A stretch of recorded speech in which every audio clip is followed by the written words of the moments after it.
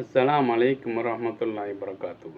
அன்பிற்கினிய சகோதர சகோதரிகளே, டிஎம்ஏவின் ரமலான் வசந்தம் தொடரிலே இன்று தவக்குல் அல்லாஹ்வை சார்ந்திருப்பது என்றால் என்ன, அதனால் நமக்கு இம்மையிலும் மறுமையிலும் கிடைக்கக்கூடிய நற்பலன்கள் என்ன அப்படிங்கிறது குறித்து அறிந்து கொள்வோம்.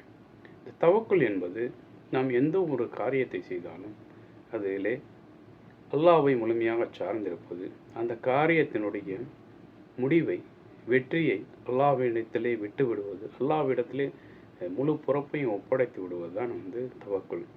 உதாரணத்துக்கு நாம் ஒரு தேர்வு எழுத போகிறோம் என்றால், தேர்வுக்கு நம்ம என்னதான் படித்துட்டு போயிருந்தாலும் அந்த தேர்வினுடைய வெற்றி நம் எதிர்பார்த்த மதிப்பெண் கிடைப்பது அது அல்லாஹ்வுடைய புறத்தில் தான் இருந்து உள்ளது அப்படிங்கிறத நம்புவது.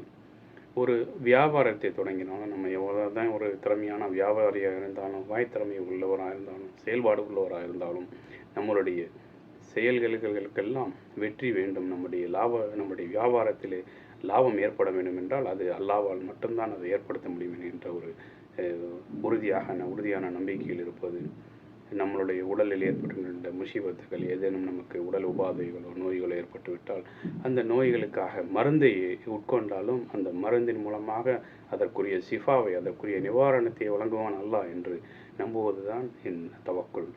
இந்த தவக்குலை குறித்து அல்லாஹ் சுப்ஹானஹு வ தஆலா தன்னுடைய திருமறையிலே சூரத்துல் தலாக்கிலே 2 மற்றும் 3வது வசனங்களிலே குறிப்பிடுகின்றான். وَمَن يَتَّقِ اللَّهَ يَجْعَل لَّهُ مَخْرَجًا وَيَرْزُقْهُ مِنْ حَيْثُ لَا يَحْتَسِبُ وَمَن يَتَوَكَّلْ عَلَى اللَّهِ فَهُوَ حَسْبُهُ إِنَّ اللَّهَ بالغ أمره قد جعل الله لكل شيء قدر. மேலும் யார் அல்லாஹ்வை அஞ்சுகின்றார்களோ அவர்களுக்கு பிரச்சனைகளிலிருந்து வெளியேறுவதற்கான வழியை அல்லாஹ் ஏற்படுத்துவான்.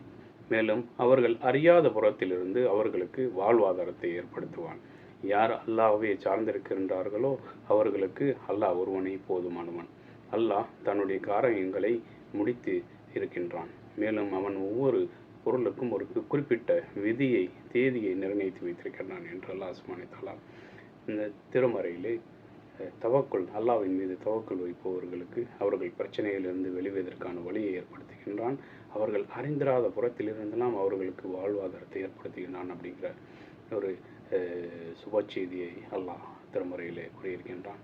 மேலும் சூரா அல்-அன்ஜாபிலே குறிப்பிடுகின்றான், உமை யத்தக்கில் வத்தவக்கல் அல்லல்லாஹி வக்கஃபா பில்லாஹி வக்கீலா. எந்த ஒரு பிரச்சனைகளிலும் யார் அல்லாஹ்வை சார்ந்திருக்கின்றார்களோ அவர்களுக்கு அல்லாஹ் ஒருவனே போதுமானவன் என்று குறிப்பிட்டிருக்கின்றான். ஆக அல்லாஹ்வுடைய தூதர் ஸல்லல்லாஹு அலைஹி வஸல்லம் அவர்களும் இந்த தவக்குலத்தை வைப்பதை குறித்து கேட்கப்பட்ட பொழுது அனஸ் பின் மாலிக் அறிவிக்கின்ற ஹதீஸ் ஜாமி திர்மிதியில் இடம்பெறுகின்றது. அல்லாஹ்வுடைய தூதரே, நான் என்னுடைய ஒட்டகத்தை கட்டி வைத்துவிட்டு அல்லாஹ்விடம் தவக்கல்த்து வைக்கவா, இல்லை என்னுடைய ஒட்டகத்தை அவிழ்த்து விட்டு அல்லாஹ்வின் மீது தவக்கல்த்து வைக்கவா என்று ஒரு நபி தோழர் கேட்டார். அதற்கு அல்லாஹ்வுடைய தூதர் ஸல்லல்லாஹு அலைஹி வஸல்லம் பதிலளித்தார்கள், நீ ஒட்டகத்தை கட்டி வைத்துவிட்டு அல்லாஹ்விடத்திலே தவக்கல்த்து வை என்றார்கள். ஏனென்றால் நம்ம ஒரு வேலையை வேலையிலே நமக்கு வெற்றி கிடைக்க வேண்டும் என்றால் அதை செய்யாமல் நம்ம வீட்டிலே இருந்து கொண்டு அல்லாஹ்வின் மீது தவக்கல்த்து வைத்து என்றால் கிடைத்துவிடும் என்றால் அதல்ல தவக்கல்த்து. எந்த நமக்கு வாழ்க்கையில் வாழ்வாதாரங்கள் வேண்டும் என்றால் அதற்காக நம்ம அல்லாஹ்வின் தவக்கல்த்து வைத்து விட்டு வீட்டுக்குள்ளே இருந்து விட்டால் நமக்கு வாழ்வாதாரம் கிடைக்கும் என்று நம்புவதல்ல தவக்கல்த்து. தவக்கல் என்பது நம்மளுடைய திறமை, நம்மளுடைய முயற்சி, நம்மளுடைய அனுபவம் அனைத்தையும் நாம் செயல்படுத்த வகையிலே செயல்படுத்தி விட்டு அதற்கான வெற்றி அல்லாஹ்வின் புறத்திலிருந்து வரம் அல்லாஹ்வான் அதை வழங்குவான், ஏற்படுத்துவான் என்கின்ற நம்பிக்கையில் நம்முடைய வாழ்க்கையை அமைத்துக் கொள்வது தான் தவக்கல்த்து ஆகும். பாருங்கள், இந்த தவக்கல்த்தினால் சஹாபாக்கள் வாழ்க்கையில் ஏற்பட்ட ஒரு அற்புதமான நிகழ்வை நம்ம இங்கே உங்களுக்காக தெரியப்படுத்துகின்றேன்.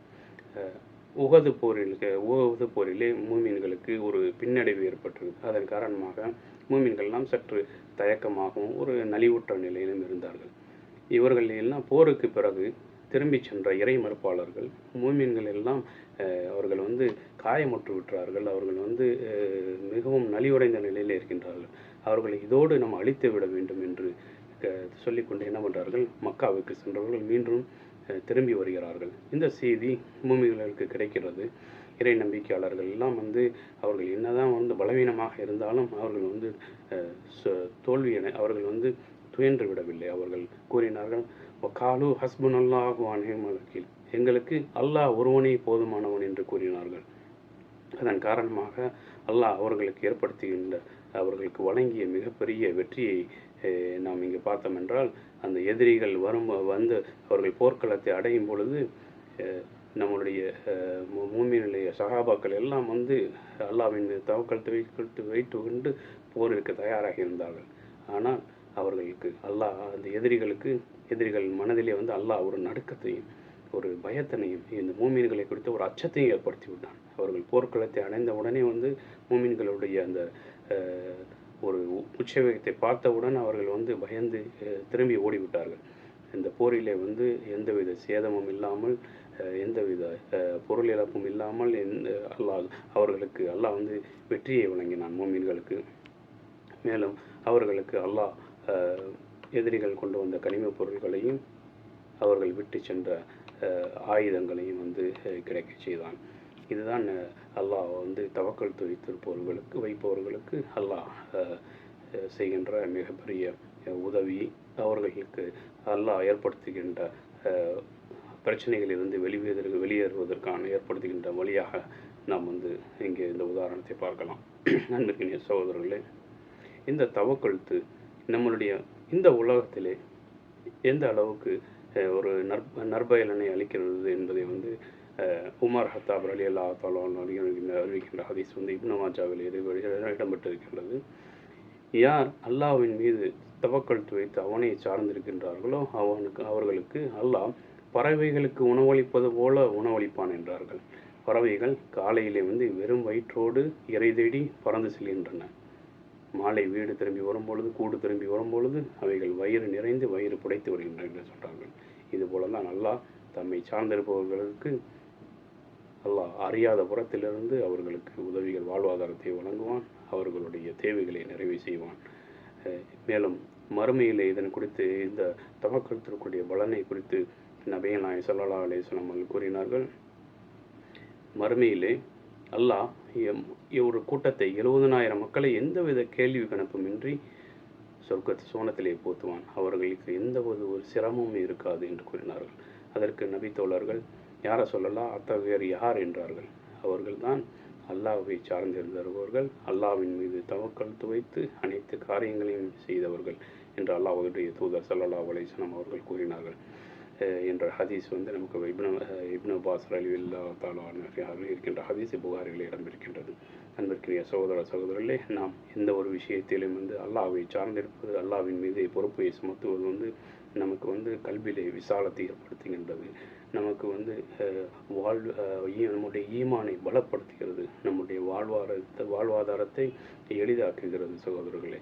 ஆக நம்முடைய காரியங்களிலே அல்லாஹ்வை மற்றும் நம்ம என்னதான் முயற்சிகள் செய்தாலும் முயற்சியினுடைய வெற்றியை வல்ல ரஹ்மான் நமக்கு வழங்குவான் என்கின்ற முழு நம்பிக்கையும் அவன் மீது வைத்து அவன் மீது தவக்கல் வைத்து நாம் சார்ந்திருந்தோம் என்றால் நாம் ஈரோட வெற்றியாளர்களாக இன்ஷா அல்லாஹ் நாம் மாறலாம். இன்ஷா அல்லாஹ் அதற்குரிய பாக்கியத்தை உங்களுக்கும் எனக்கும் வல்ல இறைவன் நல்குவானாக என்ற சிறிய பிரார்த்தனையோடு என்னுடைய இந்த உரையை நிறைவு செய்கின்றேன். வாஹிரதவானா அல்ஹம்துலில்லாஹி ரப்பில் ஆலமீன். அஸ்ஸலாமு அலைக்கும் வரஹ்மத்துல்லாஹி. حي يا قيوم برحمتك أستغيث